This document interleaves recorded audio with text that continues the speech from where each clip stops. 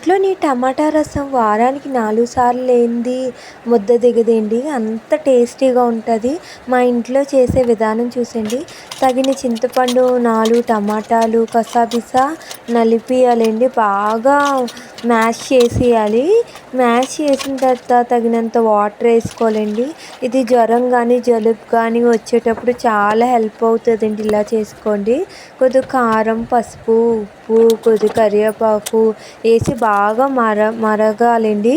బాగా మరిగిన తర్వాత ఆ తర్వాత పోపులోని కొద్దిగా నూనె, కొద్దిగా ఏముంచితే ఆవాలు, ధనియాలు, జీలకర్ర, మెంతులు, అల్లం వెల్లుల్లి వేసి బాగా వేపాలండి.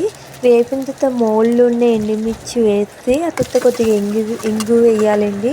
ఇంగు తర్వాత కొద్దిగా కరివేపాకు వేసిన తర్వాత చారులో వేసి మూత పెట్టేయాలండి. మూత తీయకూడదు. చాలా టేస్టీగా